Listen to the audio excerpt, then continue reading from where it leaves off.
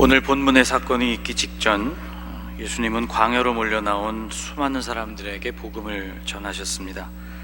그리고 굶주린 그들을 오병이어를 통해서 먹이시는 이적을 베풀어 주셨습니다. 오늘 본문 22절을 보면 그 후에 주님은 무리들을 돌려보내셨고 제자들도 갈릴리 호수 건너편으로 보내셨습니다. 예수님께서는 제자들을 재촉하셨다고 22절에 기록하고 있는데, 그 이유는 무리들도 또 제자들도 아마 이 놀라운 이적 앞에서 엉뚱한 생각을 품을 수 있었기 때문이었던 걸로 보입니다. 예수님을 왕으로 세우려는 그런 시도들 말이죠. 그 후에는 예수님 본인도 산에 올라가셔서 홀로 시간을 보내셨습니다. 주님에게도 혼자만의 시간이 필요했던 것이죠. 그런데 호수를 건너가고 있던 제자들은 거센 풍랑을 만나서 고생을 하게 됩니다. 예수님께서 제자들을 태워서 건너편으로 보내신 것은 해지기 직전이었던 것으로 보입니다. 23절 말씀을 보면 저물매라는 단어가 나오죠. 무리를 보내신 후에 기도하러 따로 산에 올라가시니라. 저물매 거기 혼자 계시더니, 제자들을 보내시고 그리고 산에 올라가신 후에야 날이 저물었다는 것은 그 전에 제자들을 보내셨다는 뜻이죠.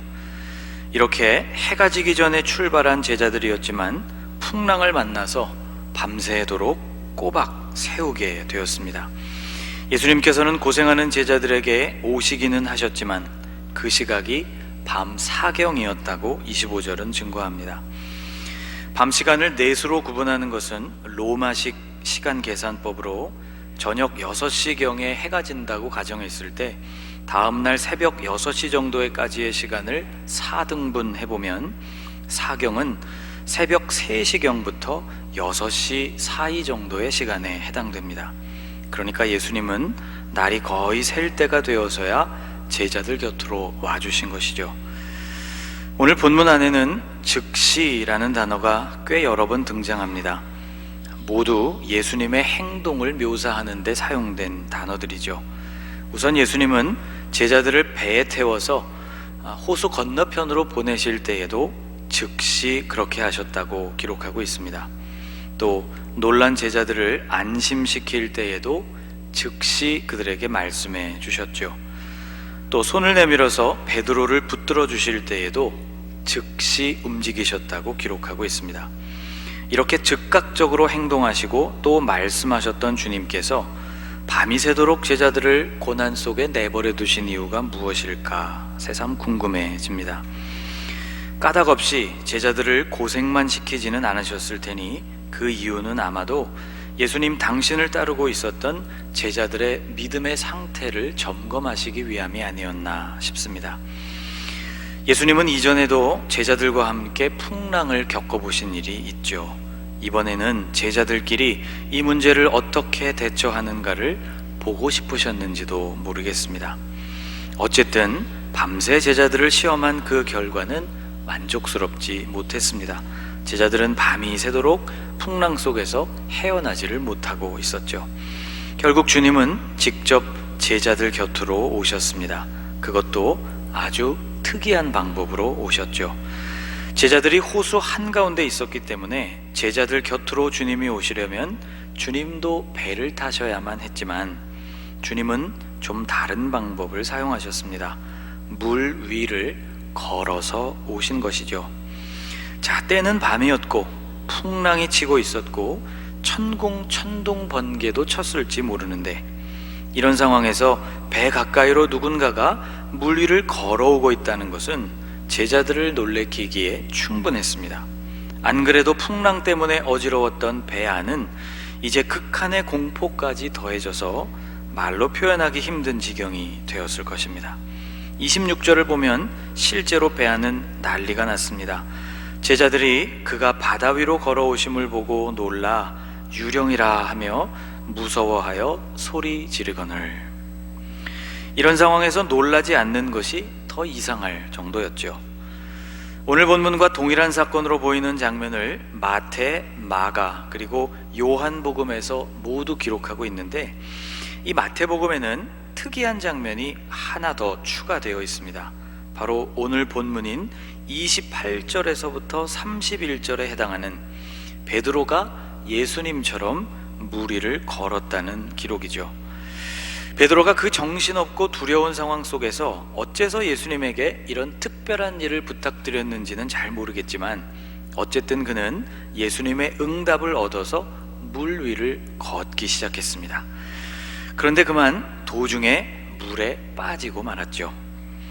물에 빠지는 베드로를 붙들어 주신 주님은 그에게 이렇게 말씀해 주셨습니다. 31절인데요, 같이 한번 읽어보겠습니다. 예수께서 즉시 손을 내밀어 그를 붙잡으시며 이르시되 믿음이 작은 자여 왜 의심하였느냐 하시고. 여러분, 오늘 우리는 바로 이 31절 말씀에 좀 주목하려고 합니다. 예수님은 베드로가 물에 빠진 원인이 의심이었다고 말씀하셨습니다. 의심. 그렇다면 베드로는 무엇을 의심한 것일까요? 그가 의심한 그 구체적인 내용은 도대체 무엇이었을까? 우선 베드로는 지금 저쪽에서 자신을 부르고 계신 그분이 예수님이라는 사실을 의심했습니다.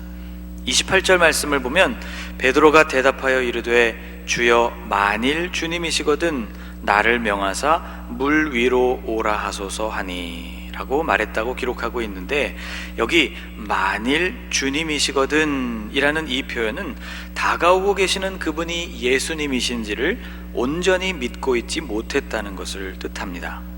당연했죠. 호수 위를 걸어오는 존재를 보통 사람이라고 생각하기는 어려웠기 때문입니다. 26절을 다시 보면 제자들이 그가 바다 위로 걸어오심을 보고 놀라 유령이라 하며 무서워하여 소리를 질렀다고 기록하고 있죠. 제자들은 물 위를 걸어오는 그 존재를 당연히 유령이라고 생각했습니다. 자, 이 26절에서 바다라는 표현이 나오고 있는 것은 유대인들에게 짠물과 그렇지 않은 물, 염수와 담수를 구분지어서 표현하는 단어가 없었기 때문입니다. 참 재미있죠? 물이 워낙 귀한 지역이기 때문에 물의 양이 조금 많다 싶으면 유대인들은 그것을 바다라고 불렀습니다. 또 갈릴리 호수는 실제로 바다 같은 모습, 그런 위용을 지닌 거대한 호수이죠. 호수 이쪽 끝에서 저쪽 끝까지의 길이만 보아도 남북으로 가장 긴 구간이 21km 정도가 되고, 짧은 구간, 동서로 이어지고 있는 짧은 구간도 11km에 달합니다. 깊은 곳의 수심은 50m 정도나 되는 깊은 호수이죠. 이런 호수 한복판에서 물 위로 걸어오는 존재와 제자들이 마주쳤으니 그것이 사람이라고 생각하는 것이 더 어려울 정도였습니다. 베드로가 의심한 내용 그 두 번째는, 자, 그분이 예수님이시라고 해도 어떻게 물 위를 걸으실 수 있을까에 대한 의심이었을 것이라고 생각합니다. 제자들은 지금까지 많은 이적들을 경험했지만 물 위를 걷는다는 것은 새로운 충격이었습니다. 요즘도 마술의 세계에서 물 위를 걷는 그런 시도를 합니다. 물론 그 비밀을 살펴보면 물 속에 완전하게 투명한 발판을 설치해서 물 밖에서는 보이지 않도록 해놓고 그 위를 걷는 경우가 대부분이죠. 자연 법칙을 거슬러서 물 위에 사람이 선다는 일은 여전히 불가능한 과제입니다. 또 물 위를 걸을 수 있다고 해도 걷는 수준이 아니라 발이 보이지 않을 만큼 빠르게 달려야만 이론적으로 가능합니다. 동물 중에서는 바실리스크 도마뱀이라는 종이 이렇게 물 위를 뛰어서 건널 수 있다고 알려져 있죠. 아마 동물의 세계 같은 곳에서 한 번쯤 보신 경험이 있을 것입니다. 이 도마뱀의 다리는 1초에 20번을 움직인다고 해요. 초고속 카메라의 도움이 아니면 그 다리의 빠른 움직임을 볼 수조차 없죠.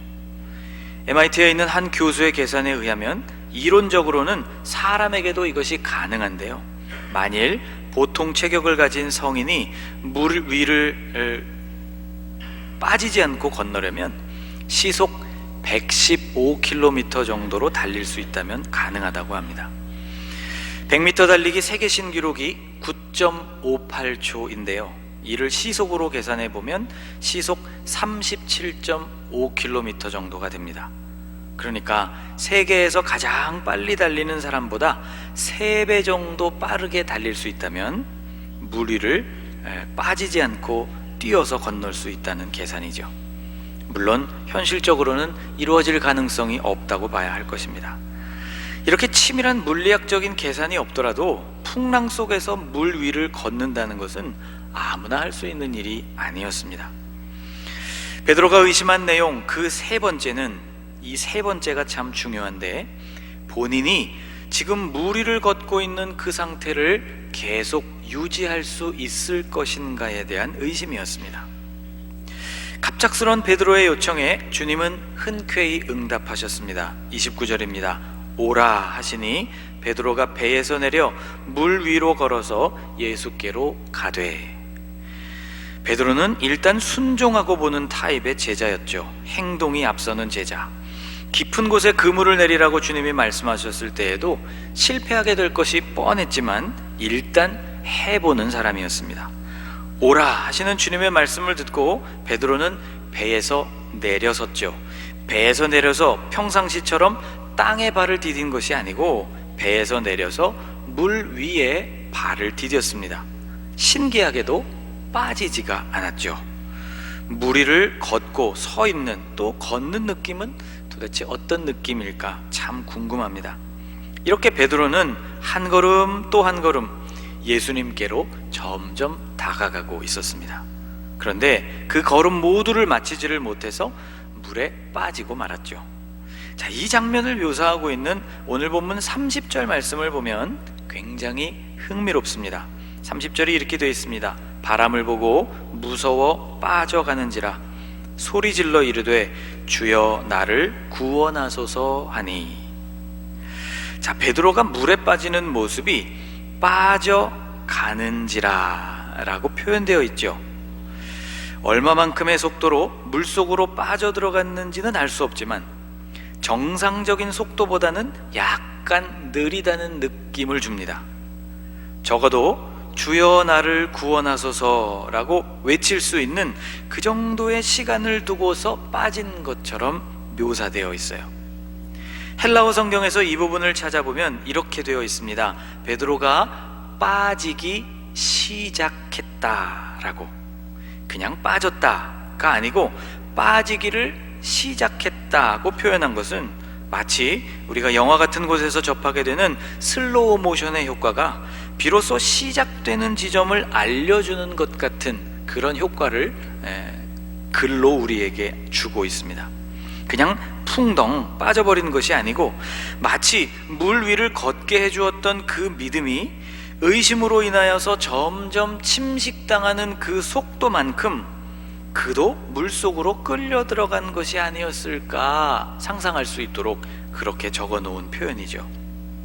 베드로의 손을 즉시 붙드신 주님은 믿음이 적은 작은 자여 왜 의심하였느냐 이렇게 말씀하셨습니다. 그의 의심은 이미 앞에서 말씀드린 것처럼 내가 물 위를 걷는 이 상태를 계속 유지할 수 있을까에 대한 의심이었죠.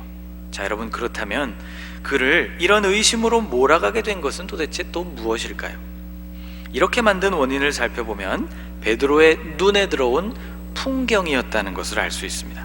30절로 다시 가보면 바람을 보고 무서워 빠져가는지라 라고 되어 있습니다. 바람이 배를 뒤집을 듯이 불고 있었고 물결은 그 바람을 따라 이리저리로 요동을 치고 있는 상황이었습니다. 제자들 중에는 갈릴리 호수에서만 평생을 살아온 사람들도 있었죠. 그들은 그 호수가 일터였고 그곳이 또 집이었습니다. 매일 그곳에서 고기를 잡았죠. 지금 물 위를 걷다가 빠지고 있는 바로 이 베드로가 그들 중 하나였습니다. 수십 년을 호수에서 살아온 사람, 생업이 어부였던 베드로, 그랬던 그의 시선을 사로잡고 그에게 두려움을 안겨줄 정도의 풍랑이었다면 이것이 어느 정도 수준의 풍랑이었음을 우리는 짐작해 볼 수 있습니다. 이 거대한 풍랑에 베드로의 시선이 사로잡히게 되었고 그의 믿음은 위축되기 시작했던 것이죠. 정리해보면 이 세 번째 의심에서 베드로는 바람을 보았고 그 결과로 무서워졌고, 그래서 계속 물 위를 걸을 수 있을지를 의심하게 되었고, 마침내 물에 빠졌습니다. 이 과정은 도미노가 넘어지는 것처럼 아주 순식간에 일어나는 과정이었습니다. 그렇다면 이러한 단계들을 차단할 수 있었다면 물에 빠지는 실패를 막을 수도 있지 않았을까 하는 생각을 해보게 되죠. 물에 빠지기 직전의 단계, 물 위를 계속 걸을 수 있을지를 의심하지 않았다면 베드로는 계속해서 물 위를 걸을 수 있었을 것입니다. 그보다도 더 전 단계, 풍랑을 무서워하지 않았다면 의심이 일어나지도 않았겠죠. 그보다도 더 전 단계, 바람이 일으키고 있는 그 현상들에 베드로가 주목하지 않았다면 베드로 속에 무서움도 일어나지 않았을 것입니다. 예수님은 이미 제자들에게 이렇게 말씀하셨어요. 예수께서 즉시 이르시되 안심하라, 나니 두려워하지 말라. 안심하라고 말씀하셨죠. 그런데 베드로는 바람을 보고 무서워했고 빠졌다고 기록하고 있습니다. 베드로는 주님이 말씀하시는 안심이 아니라 무서움, 근심을 선택했다는 것이죠. 결국 무서움과 의심, 곧 불신앙이 일어났던 원인은 베드로가 바라보는 바에 달려 있었음을 알 수 있습니다. 주님은 오라고 말씀하셨고 오고 있는 베드로를 계속 바라보셨을 것이 분명합니다. 한 걸음 한 걸음 신중하게 걸음을 떼고 있는 그의 모습에서 눈을 떼지 않으셨겠죠. 그런데 베드로는 자신이 가야 할 방향인 예수님을 바라보는 일에 그만 방해를 받고 말았습니다. 29절에 예수께로 가되라는 표현이 나오죠. 이것은 방향을 나타내는 동시에 베드로가 바라보아야 했을 목표를 의미하는 말씀입니다. 그런데 베드로는 그 자신의 시선을 그만 바람에게 빼앗기고 말았습니다. 두려움이 시작된 순간은 바람을 보는 순간이었다는 것이죠. 눈앞에 펼쳐진 거대한 파도를 베드로가 보지 않을 수 있는 방법은 아마 없었을 것입니다. 그러나 베드로가 더욱 그의 시선과 마음을 모아야 했던 것은 자신을 부르고 계시는 주님, 자신에게 눈을 고정하고 계시는 주님, 그리고 오라고 말씀하시고 물 위를 걸을 수 있다고 약속해 주신 그 주님이었습니다. 사랑하는 여러분, 오늘 우리의 시선과 마음을 사로잡고 있는 것은 무엇입니까? 무엇이 우리를 압도하고 있으며 무엇이 우리를 두렵게 만들고 있습니까? 우리의 믿음을 흔들어서 주님의 존재를 의심케 하고 그분의 능력을 의심케 하며 우리에게 약속하신 그 주님을 향하고 있는 우리의 시선을 빼앗아 버리는 그것은 무엇입니까? 안심하라고, 나이니 두려워하지 말라고 말씀하시는 이 주님의 음성을 들으실 수 있기를 간절히 축복합니다. 우리를 향하고 계시는 그 주님의 얼굴을 여러분 이 한 주간도 계속해서 향하실 수 있기를 주님의 이름으로 축복합니다. 기도하겠습니다. 주님, 우리가 두려움을 갖게 되는 이유, 믿음이 사라지고 오히려 의심이 늘어나게 되어서 결국 주님의 약속조차 잊어버리게 되는 그 이유가 우리의 바라보는 바에 달려 있었음을 깨달았습니다. 우리를 위축시키는 여전한 위협들 앞에서 우리가 그것과만 싸우려고 하지 않고 우리의 눈을 들어 당신을 바라보게 하옵소서. 오라 말씀하시는 당신의 얼굴을 보게 하시고 또 우리에게 하신 그 약속을 바라보게 하심으로 의심을 떨쳐버리고 믿음으로 물 위를 걷게 하옵소서. 예수님의 이름으로 기도하옵나이다. 아멘.